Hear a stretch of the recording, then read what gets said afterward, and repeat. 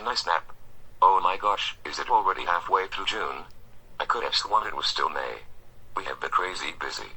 Brian has been playing baseball and football, Emma has been playing the piano, William is in a growth spurt so we are constantly buying him new clothes, Julie's birthday is coming up, and we haven't even celebrated Anna and Ivy's first birthday yet.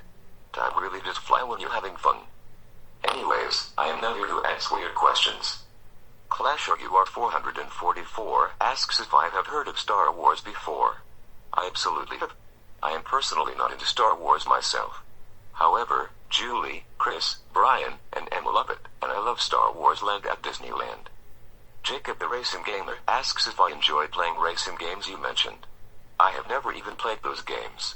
The last time I ever played video games was back in 1999, and that was Spyro 2 Rito's Rage when it first came out.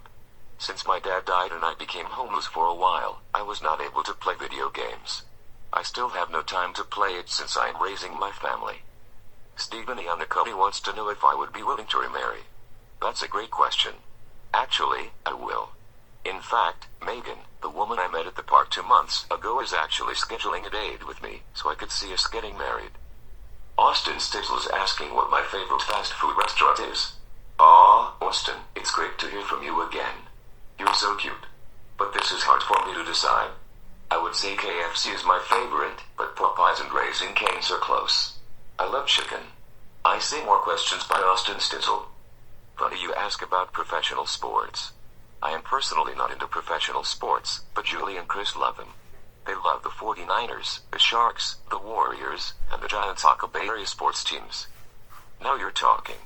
Pepperoni and olives are tied for my favorite pizza topping. Pineapple is my least favorite because I feel like sweet things don't belong on savory foods like pizza. Now that is a good question. My parents are long gone, with my dad dying when I was 17 and my mom dying when I was around 5. However, I remembered by heart that my dad was a Scorpio and my mom was an Aries.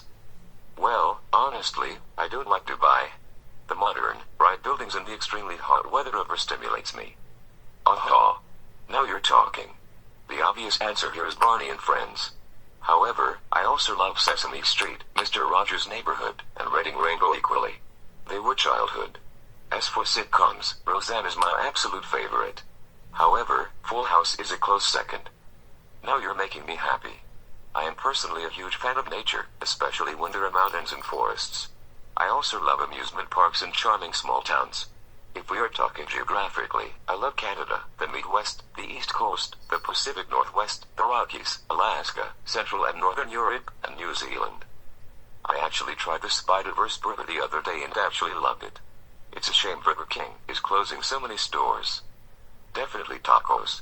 I am personally not a fan of Taco Bell's tacos, they seem icky to me. I much prefer authentic Mexican food. Now here is a whole bunch of questions in one. First, my favorite game is Chutes and Ladders. I absolutely can't stand rice, overly juicy fruit, or green vegetables.